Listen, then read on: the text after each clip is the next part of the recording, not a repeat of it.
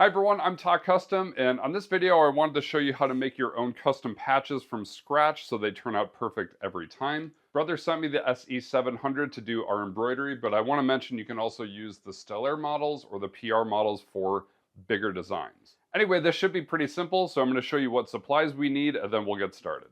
So these are all the supplies that I use to make patches without any frayed edges that I can iron onto things. So I always start with a black twill. You can also use a black denim if you don't have twill. This is a really heavy duty paper-backed fusible webbing, and this is what makes your patches iron-on patches. This is a tearaway stabilizer, and then you've got your thread and cutting tools. Now we're going to use the 4x4 inch hoop because that's what fits the SE700, but you can also use a bigger machine with a bigger hoop like this to do bigger patches or a bunch of smaller patches within the same hoop to save lots of time. And this is the biggest hoop I have, which is 14 by 14 inches, so I could do a huge array of patches all at once, which saves a ton of time. I know our last video was an intro to embroidery video, but we are going to do this a little bit differently for patches, so I'm going to show you how I hoop this. Now I've got a cut of twill here, and I'm going to unroll my tearaway stabilizer. What we're going to do is we're going to have 2 layers of tearaway stabilizer. This is going to help the patch stick to the fabric and look really flat. So I'm just going to take my stabilizer and fold it in half so that now I've got 2 layers of it. Like in the last video, I used basting spray when I was hooping fabric. This isn't super important for smaller hoops, but for bigger hoops, you'll definitely want some basting spray. Now I've got my twill and 2 layers of tearaway stabilizer here. So just like last time, I'm going to lay the top hoop on top, loosen the hoop so it opens pretty far. Then I'm just going to hold the hoop in place and grab all the layers together and just kind of hope this clips right into our bottom hoop. Okay. Now, before I tighten the screw here, I want to make sure the fabric on the inside is flat. So I'm going to kind of hold the hoop down and pull the fabric. So that looks pretty good. Now I'm going to tighten the hoop just a little bit. Doesn't have to be over tightened. So that looks good, and it feels nice and tight when I bounce my finger on it. So this was our first step in what's different when we're making patches. We use 2 layers of tearaway stabilizer here. So in our last video, we did a full step-by-step how to embroider demo, and I don't need to do that again because we just did it. So anyway, I'm going to put our hoop in here, and I've already got my design loaded up and my color loaded in. So we're just gonna run this embroidery, and then I'll show you how we finish our patch when it's done.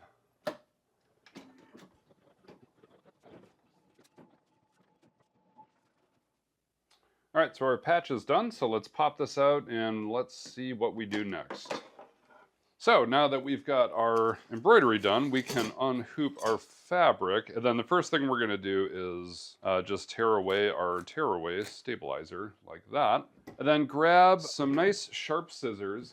Now what we wanna do is very carefully trim as close as we can to our satin stitch without cutting them. And it's okay if you're a little bit more careful. It's more important to not cut those stitches than it is to leave a gap. Anyway, I'm just going to cut this all the way out. And if I didn't mention it earlier, the most important part of making a patch is making sure that whatever design you're using has some kind of a boundary or a satin stitch around it like this one does, because you want something to kind of lock up the edges of thread the way that this patch will.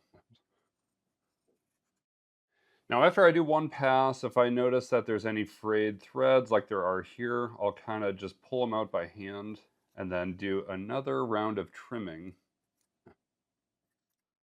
All right, so we have our patch nice and cleaned up, and now we need our paper-backed fusible webbings. So at this point, I'm just going to lay this anywhere where it's going to fit, where I can get nice good coverage all the way around. There's 2 reasons that this fusible webbing is really important. The first is that it's going to let you iron this onto whatever your project or garment is. And the second is it's going to put this adhesive all the way around the edges to keep it from fraying. And that's why we get this heavy duty stuff. So now we're going to do some ironing. All right, so I've got my ironing mat here, and I pre-prepared some of my other patches. And the way this is going to work is we're going to lay down some parchment paper or Teflon paper. Then we're going to go our patch face down, and then the shiny side of our webbing is going to go face down as well, and then another sheet of parchment paper. Now with an iron on high heat and no steam, I'm just going to press this on here. Thankfully the whole thing fits under one iron, and I'm just going to hold this for like 20 seconds. Now, once this cools down, you should be able to peel this away. Then what we're gonna do is we're gonna trim this webbing about 1/8 of an inch from the edge of our satin stitch. Now, once you've got this trimmed and it's cool enough, you're gonna want to peel away the paper backing and try to leave that little like seam allowance of adhesive. I think you can see it's showing up all the way around the edges there. And it's a real flimsy film of adhesive. Now, I was about to use my lighter to melt this, and I think it's gonna be easier to show you on a bigger patch because this thing is just too small. So I'm gonna use this one, and this will be our example. All right, so I'm going to peel off the paper backing of this one. And because it's so much bigger, I hope this shows up better on camera. Okay, so now you should be able to see that adhesive film all the way around the edges. Now I want to flip this upside down and I'm going to hold this a couple inches off the table. And I'm just going to use a lighter to melt this. And I want to hold it upside down because as we melt that adhesive, gravity is going to kind of pull it towards the front. And I don't know if you can see this or not, but it's curling around towards the front. And as it cools, I'm going to kind of just tap the edge with my finger.